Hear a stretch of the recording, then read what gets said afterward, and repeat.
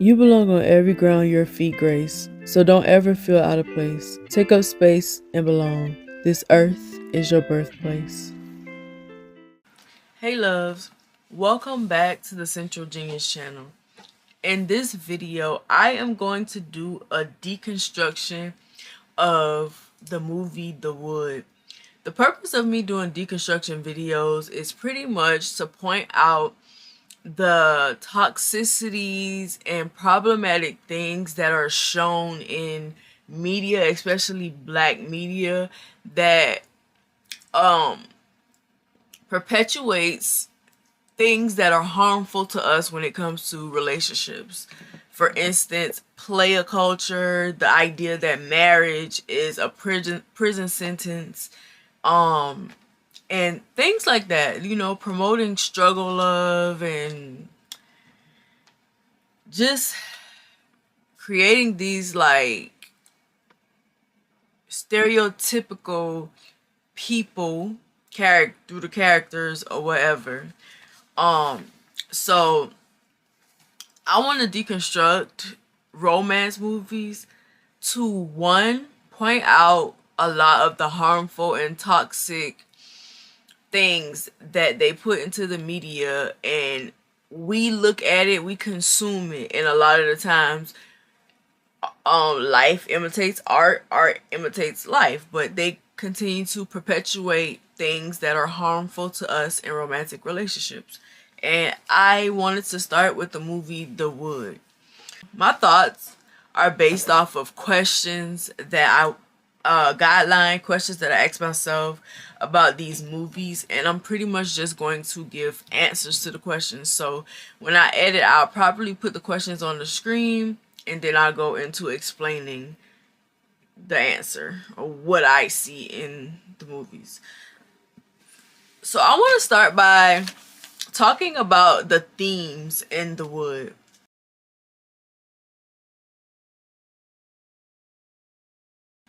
Some of the themes are reminiscing about the glory days, first loves, player cards being revoked due to marriage and committed relationships, reasons not to get married as opposed to reasons to get married, peer pressure, and the stereotypical male friendship, the stereotypical brotherhood. So I feel like The Wood is basically a movie about these three friends, one of them getting married and being nervous and getting cold feet when it's actually time for the wedding. The fact that he goes missing and his two friends have to go find him, and they're retracing their steps as they go to find him to bring him back, and revisiting the glory days when the three of them used to make bets on women, and when they used to see women as just objects and possessions that they could dangle in each other's face to decide which of them was more of a player. And that's pretty much what this movie is about. Deciding which of these three men is the most player. And it's also about some of the fears that men face before getting married or getting into a committed relationship, because of the way that they're conditioned to think, because of the way that they are taught, the things that they're taught about marriage and women and how they're supposed to go about conquering a woman. So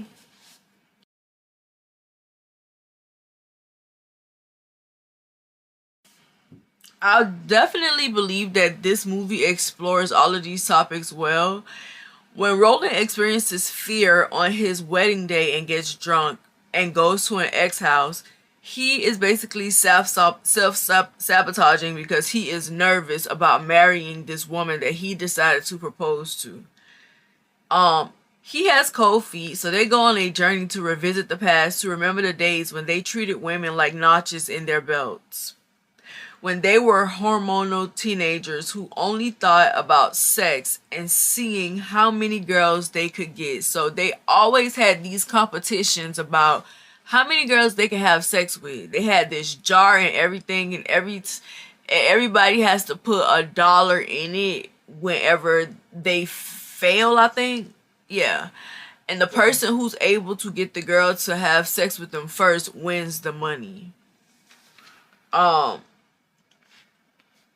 center of that theme is explored when they remember a bet they made to see who could have sex with the most girls. What I just said. Mike gets pressured into grabbing Alicia's butt to fit in and ends up getting beat up by her brother Stacy. So they tell him to touch Alicia's butt, which is sexual harassment. And they bet him. And he does it because he wants to fit in. He's coming from the South. He said he was from North Carolina, and he's going to California, where the culture, the environment, everything is vastly different. So he goes to this school and he meets these two boys, and they're pretty much like kind of showing him the lay of the land, getting him used to being there and telling him all of the rules and all of these things he must abide by.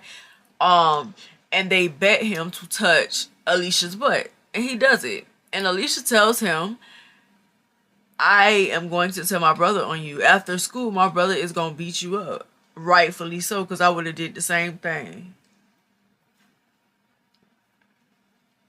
Because first of all, it's disrespectful. It's an invasion of privacy. And it also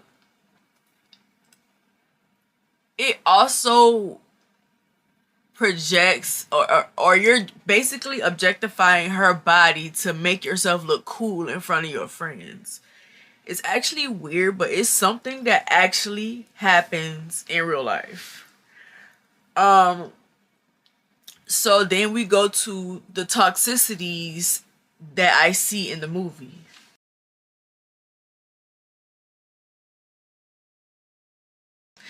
And for me, it's the degradation of women, peer pressure, having it all figured out as a man when it comes to dating women. I feel like that is a huge problem when it comes to men and dating. They're not necessarily taught to actually care for women and stuff. They're taught to just conquer them. You get as many women as you can, you make them yours, you conquer them.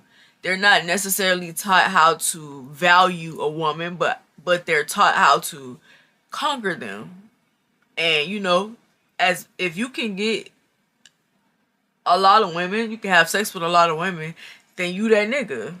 You're that guy. You're the player. Or whatever. Also, marriage meaning that you're getting your freedom taken away. So that comes up a lot with Roland and what's his name? What's the other dude name? You have Roland is the one who's getting married. You have Mike. It's kind of like the voice of reason, but not really, because he always be falling victim to peer pressure. And then you have, I can't remember his name for nothing, but it'll probably come to me. But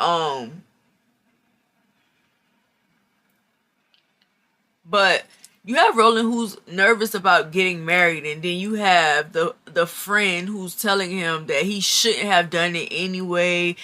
And like, some things come up as he's expressing how he feels about both of his friends, Mike moving away and Roland getting married. He seems to be afraid of losing their friendship because he feels like if they get married, they're no longer going to hang out with me because I'm a single man and I'm going to be with whoever I want to be with. So if he's married and Mike moved to be with Alicia or whoever, that means that he's alone where he is. So instead of dealing with those emotions, he projects them and makes them feel bad for making decisions that are better for them. And I know that this happens a lot, not just when it comes to men relationships, but it happens in women's relationships as well. I feel like you have when it comes to men, you have the friend that's always trying to make everybody else feel like simps for the way that they're going about women. if they want to get married or if they're going to commit to somebody, they make them feel bad for it. And then you have on a woman's side, all she does is center her man. Once she gets married, once she gets not even married, once she gets into a relationship, she centers the man and leaves her friends hanging until she needs them. A lot of the time, that's what happens. And I think that both of those things are toxic. They're equally toxic to me. Also, the guys seeing marriage as hanging up their player cards. You know, you're not cool no more when you get married. You're not playing no more because, you know, you're only committing to one woman. And why would you commit to one woman? That is something that is wrong with you when you want to commit to one woman. You mean to tell me all of these women out here and you want one? Unbelievable. Like, that's really how they think. How a lot of times they think, men think. And it also shines a light on the way men view committed relationships. And it also shows us why they are afraid to commit. They're always being pressured to be a man's man. So if you want to be a part of the boys club, you can't like women for real. You can have sex with women. You can treat them as objects. You can be with them. You can get whatever you want from them. But you can't value them. Because when you start doing that, then you're uncool. And you have a lot of men who do fall victim to this. Because they're being told by men that are older. You have a lot of the young men, they look up to these older men. And a lot of times they're not telling them the right thing. They're not telling them how important it is to value a woman and not just see her as a sex object. They're basically are made to feel the pressure.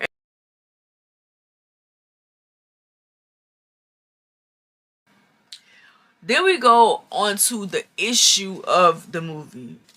Mike moves to a city that is more advanced, and especially when it comes to dating, he probably has more options. There's more women there. The population is bigger than in North Carolina, so there's more women. So like, you basically like a kid in a candy store. And yeah, he's a teenager, but we're not going to pretend that we don't start learning about sex as teenagers, sometimes even younger than that, from our friends, from our peers, the people that we're around.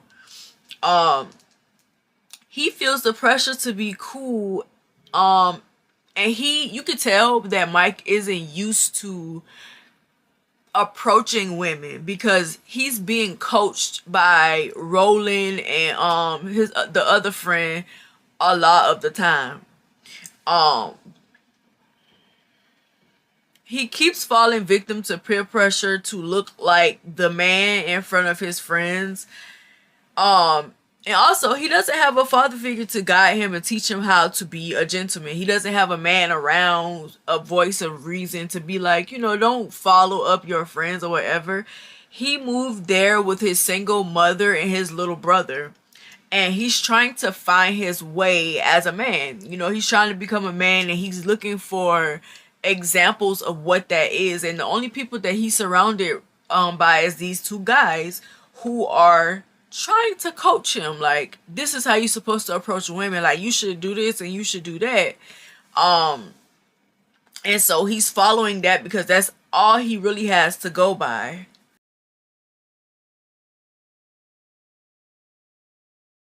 And I basically feel like the unrealistic expectation is expecting boys and men to know how to talk to women or know what it takes to get one. I feel like a lot of times I see young men frustrated when it comes to, like, especially in this day and time where we have social media. You see a lot of young men in the comments a lot of times when relationship topics are being brought up, or when they're just watching people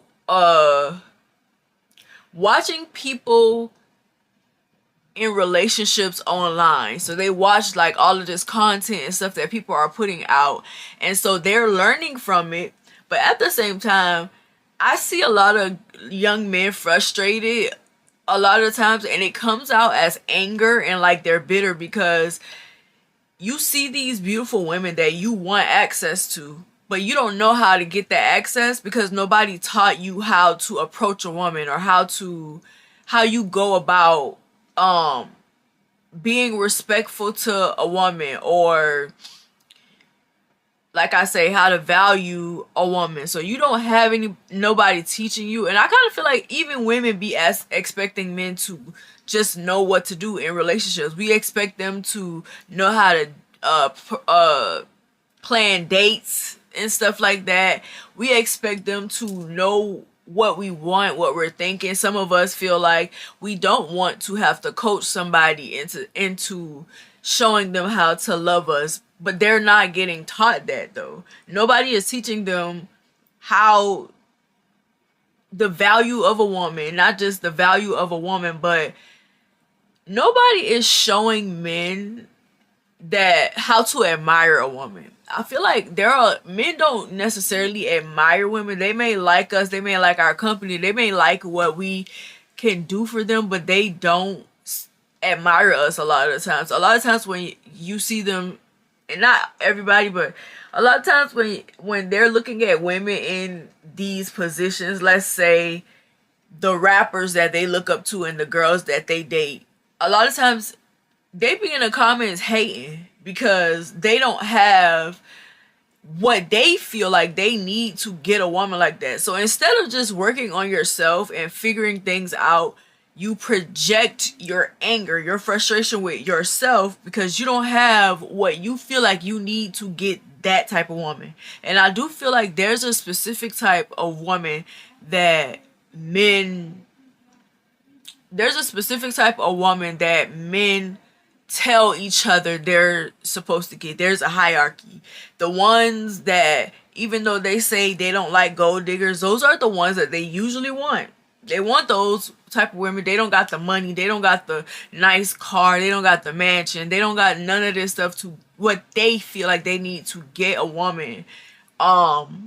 So they are frustrated, and then that frustration comes out as anger and bitterness toward these women. So instead of working on yourself and figuring things out, you under the comments bashing a woman that you don't know for something that she may or may not have done, or something that you say you don't like, but y'all do like it, which is why y'all mad. Because I'm gonna tell you something, you ain't never finna catch me under the comments section bashing a man that I am not attracted to. You're not going to see me constantly talking about a man that I am not attracted to.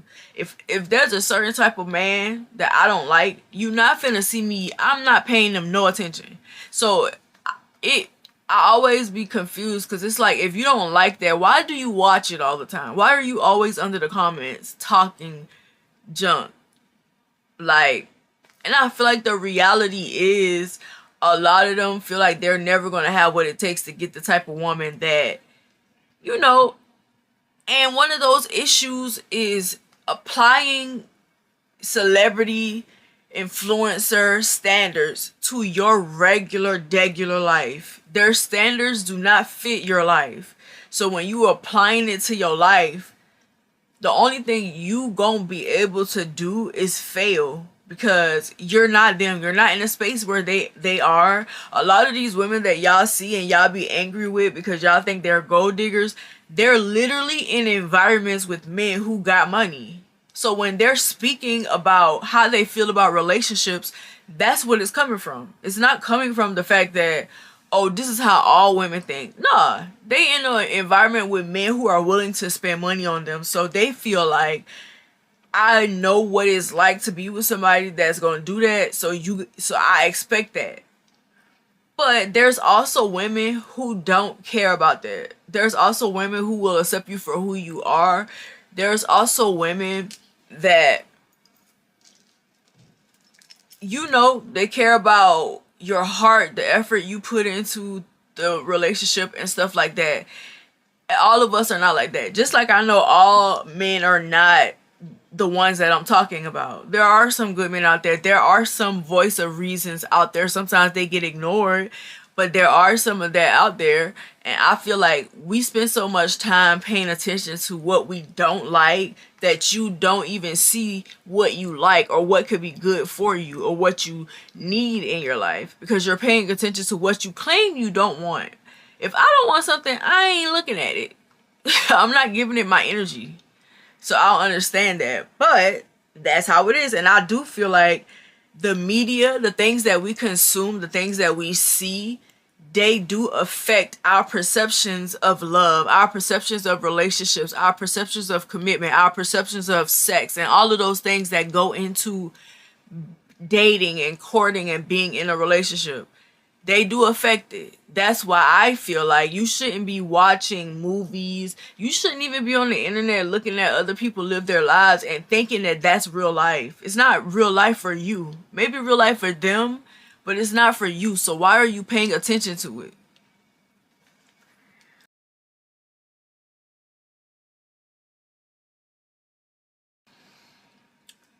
I think the superficial parts of love is the first love being the best, most important ones in your life. Um, I don't feel like your first love is the most important. I understand why that is added to it because that's the first person you fell for, but a lot of times we get stuck on that because we feel like that's what we're supposed to do. You get stuck on the first love or the the the one that got away, the one that you probably wasn't ready to show up for, so she left. The one that got away. You get stuck on these things, and you also get bitter because you know that you messed up that situation and you're never going to get another woman like that, and you're frustrated. You frustrated with yourself for making mistakes that you had to suffer consequences for. You're frustrated because you don't have the tools that you need to value a woman, to see the importance of being a great person toward women and just people in general, because also women too, but because this movie focuses on men, that's what I'm going to talk about. Another superficial part of love I feel is that all men have game and they know how to get a woman. This idea that if you know how to get women, you attract women. You got game, you a player, but all men, it's expected for all men to be that way, to know how to approach women, to know how to get them. Like I said, they're taught to conquer women. And I do think that there's a misconception that men should just be born knowing how to do that.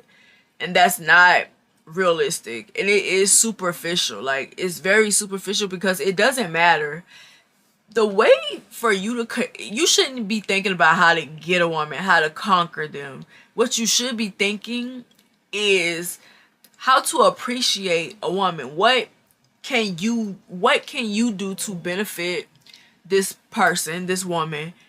How can she benefit you? And not necessarily transactional or like when it comes to material things, but I'm talking about real life, real stuff. The way that we complement each other, the mindsets, do our mindsets mesh well together? How do we approach love? What is our attachment style? What's your love language? How can I show you love? How can I show up for you? How can I be a great partner for you? Both of us, men and women, these are the things that we should be thinking about when we're dating, but instead of doing that, it's a game. It's about what can you get out of this situation. Let me see what I can get out of this situation with this person. Because the player thing is not just a man thing. Women do the same thing too. They players. They like to have men in the palm of their hands doing whatever it is that they want them to do. And I feel like the reason why dating is so hard right now, because everybody is playing a game. But I feel like underneath all of that, a lot of us are telling lies. We're lying to ourselves. We're lying to these people that we are connecting with. You're saying that you don't want love, but you're attracted to women who love, who basically is love personified. Because I feel like that's how I am. You're not gonna approach a woman like me and say, I don't want nothing serious. Like, I just want it to be whatever it is. I don't want love. The message that you're putting out there, I don't want love. I don't want to connect with you. I just want to have sex, or I just want to get whatever I can get. You not approaching a woman like me and saying that. Looking into my eyes, you know that you finna get love. You know this. I feel like men know a lot of the times, not all the time, different types of women, what they embody, what they can learn from them, what they can get from them, and things like that. You know when you come across a woman who isn't like what is portrayed in media. A lot of times y'all be scared of that though. You complain about it a lot and say, well, I don't want a woman like that. But then when you get a woman that you claim that you want, you don't know how to deal with it. You scare yourself out of it. You self-sabotage, just like Roland was doing. Self-sabotaging because you're afraid that it's going to work out. You're afraid somebody going to make you, they're going to change you and you're going to be a better person. Some of y'all are afraid to become better people. Some of y'all are afraid to love because you're afraid that you're going to become better people. Because it's easier to be a bad person. It's easier not to care about hurting people's feelings and like doing this and doing that to somebody. It's easy until you got to suffer those consequences. And you gonna have to suffer those consequences of doing that, for playing with somebody's heart. It's gonna be consequences for that.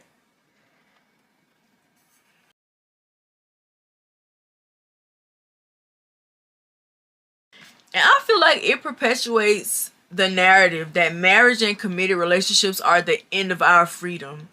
It makes marriages seem like the end of fun. His friends were being against him getting married because it means he won't be accessible to them in the way that they're used to him. He won't be able to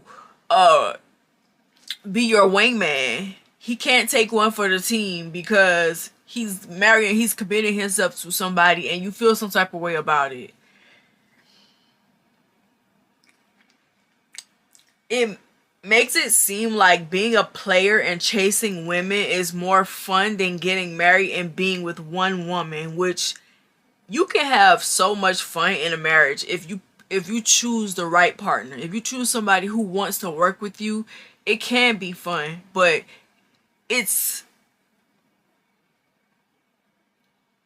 a lot of us are conditioned to see it as like the end of freedom. And also, women are conditioned to chase it. Like, it's the end all be all. You have to get married. You gotta have a husband. You gotta have this. You gotta have that. That's another side of it. While we're chasing it, y'all are running from it. And that's why we can't meet in the middle. It also teaches men to manipulate women for sex and to treat sex as an unimportant conquest. Which, sex is sacred and a lot of y'all be misusing it. There are consequences to that as well. I know y'all know. It makes them feel like they're only cool if they're having sex with women, which can make them handle women aggressively or play with their emotions.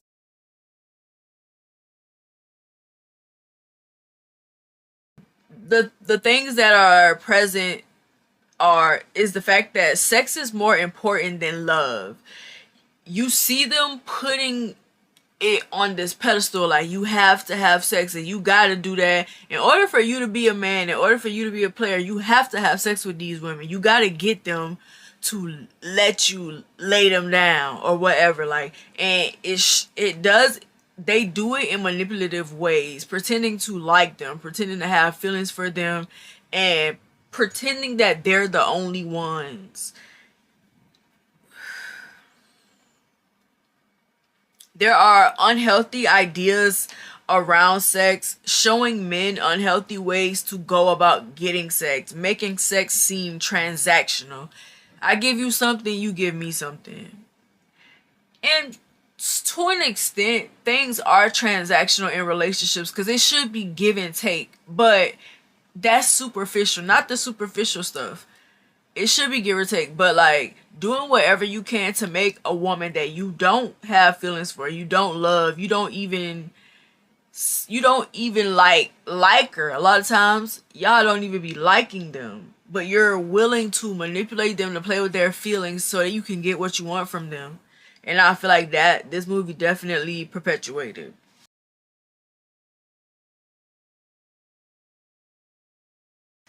I feel like people have based their ideas of relationships, love, and sex around movies like this, thinking marriage means the end of fun, taking sex as a conquest rather than a serious act that can have lasting effects, thinking love and sex is the same thing and can be attained the same way. That one right there.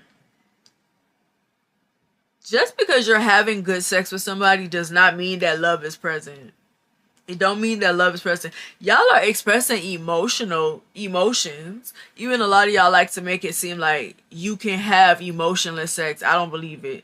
I don't believe it. I feel like y'all are good at ignoring those things, but you're definitely expressing emotions while you're doing it.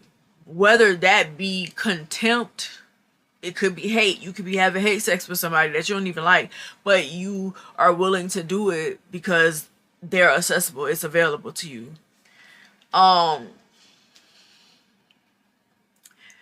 it also shows young girls that men only care about their bodies, and it's the only thing they have to keep men interested. That's also a big one because yeah, movies like this can shape how women view men. Like I said, I don't believe that all men are like this. I don't believe that all men are, they value sex over anything. They don't really value who a woman is and like what makes you attracted to her. How do y'all connect? You don't care about the mindset for real. You are okay with playing with her heart. You are okay with making soul ties when you know that you don't have no feelings for them. And so if little girls are looking at this or young girls are looking at this movie, they're going to think, I have to have sex with these men in order for them to like me. If I don't have sex with them, I'm never going to get nobody and nobody is ever going to like me. And that is also very toxic and very dangerous. It also makes young boys desperate for sex and tie their manhood to how many girls they can have sex with. Which is also dangerous because that's how I feel like that's how a lot of SA can happen because you're so one track minded, you want this thing and it's not necessarily you know, sometimes it's a power move. It makes you feel like you got control over somebody's body. And it does, it's dangerous because it can, I ain't gonna say promote SA because they don't, it, nobody got it, nothing happened to anybody in the movie, but manipulating somebody into sharing their body with you just so you can tell your brag to your friends about it and you don't like them, tricking somebody into having sex with you when they don't want to. They told you no, but you won't accept that for an answer. You're trying to convince them. And I kind of feel like if somebody tells you they don't want to have sex with you and you're manipulating them into doing it, that's low-key SA. It may not be you know, you, I feel like people think that SA has to be aggressive and this person is harming you and stuff. No, they can just get into your head and make you do something that you don't want to do. You know you don't want to do it, but a lot of the times you feel like you have to in order to get anything out of this person. And I feel like that is dangerous. So we've talked about all of the issues that we see in this movie, but let's briefly talk about the positive takeaways.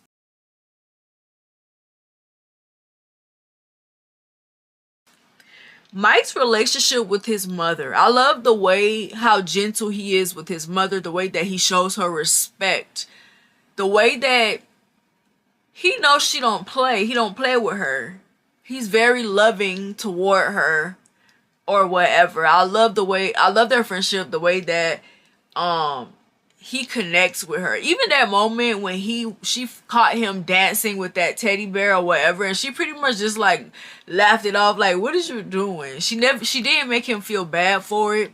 She laughed, but she didn't make him feel like something was wrong with him for doing that. She understood that he's trying to find his way. And I feel like a lot of times people don't have parents like that. They shame them and they make them feel bad for certain things. I do feel like your home life also goes into how you see relationships. But I love the way that he was with his mother. Slim was the other guy. Mike, Roland, and Slim's friendship. Although there are a lot of things that are wrong with their friendship, I love the brotherhood. I like that they have each other's back. I like, even though I felt like Roland and Slim was leading Mike the wrong way, but the fact that they were willing to be friends with him immediately, he didn't have to prove anything. He didn't have to get hazed. You know, a lot of times when you move from somewhere that has a drastic difference in culture and things like that, you feel like a little fish in a big pond. And they took him in immediately and made him feel like one of them. Like, yeah, there were toxic ways that they did that, but I do admire the way that they just accepted him immediately and was like, okay, cool, you hanging with us, we're gonna show you the lay of the land, we're gonna show you how to operate. And they did that. Some of the things I didn't agree with what they did, but for the most part, they were pretty good friends to him and each other. Also, at the end of the movie, you know, his friend's trying to convince him to do the right thing and not run from his responsibilities. Yes, it took us on this journey of, you know, why he's afraid of this commitment. And although I didn't agree with everything that Slim was saying and even that Mike was saying, I admire that they were holding him accountable. They told him, you were the one who proposed to this lady. You're going to marry her. You don't get to punk out. You don't get to run away from this. You're going back and you're getting married. Because you're taking us through all of this for what? You're going to marry that lady. Get it together.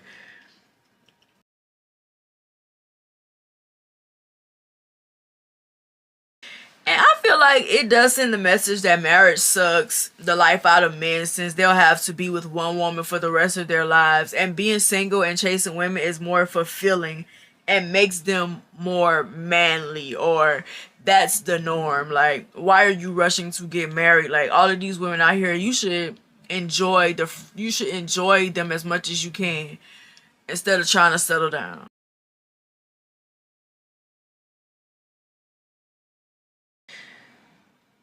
Of course, I don't agree with the message because it isn't true. Marriage is what you make it. You will get out what you put into it. It can be fun and fulfilling if you learn your partner and prioritize what the two of you need and want out of the relationship. You can marry your best friend and have the time of your life. You just have to see them as a person, a human being, not a conquest, not somebody for you to conquer, not the end all be all of your life, but just somebody that's going to add to your life and you're going to have fun with them, and you're going to have a best friend that you can do cool things with. Y'all can travel together. Y'all can try different foods and stuff like that together. Y'all can have build y'all families, have kids, and teach them the right things, like creating a empire, a legacy. I know, even though I have thoughts about that, this is not what this video is about. But yeah, it's what you make it. It's what you put into it. And if you put in negativity into it and you don't value your partner and you don't appreciate them and you see them as your possession, 9 times out of 10, you're going to lose them. So overall, even though The Wood is entertaining and nostalgic, it perpetuates the idea that getting married is like being sent to prison. It also encourages player culture and showcases women's bodies as playthings. It doesn't show men the importance of taking care of a woman's heart and caring about her feelings, or seeing her as a human being rather than a notch in their belts. And although we love the Wood, I love it. The part where Slim was saying how he don't even button his shirt to the top because he like to feel free. Like, I started tripping when I button my shirt up. I like to feel free. Like, I ain't being tied down by nobody. Even those like lines and stuff. Stacy and the conversation that Stacy had with Mike, thought that was important. That was an important moment in that movie too. He was basically like, you a good dude. You just better do right by my sister. I believe you're a good dude. I feel like you got heart. I feel like you are a man. That was his confirmation. You're a man. The way that, you know, you, even though they was getting in trouble and he helped them out, it was something they did that was bad. Still, he recognized that this boy ain't no punk. You know, he might be good for my sister. He just needs a little guidance or whatever. That was an important moment there, because I don't feel like Mike was a bad person. I definitely feel like he got roped into a lot of things because of Slim and Roland. And he got taught some toxic things, but he had a great mother. He had a great relationship with his mother, and I don't feel like he completely saw women as objects, because even though he was the one who won the bet, he never told them. He never told them about the moment him and Alicia had, because he felt like it was important to him. And he that was him showing loyalty to her and also love for her, and didn't want to disrespect her in that way. So he never told them that they actually had sex. So I give him big ups for that. But this is the end of this video. I just wanted to go ahead and start this series with a movie that a lot of us really love. And I love The Wood. I love me some romance movies, but I definitely feel like this series is important just to have conversations about why we view relationships the way that we do in this day and time, and how the media perpetuates unhealthy examples of what we're supposed to be in relationships. But let me know what you think about this video. Don't forget to like, comment, and subscribe, and I will see y'all in the next one. Bye! Before you go, check out my website at srgrahamwrites and scroll all the way down to the bottom to fill out the subscription form to get updates, news, and book releases. Thank you.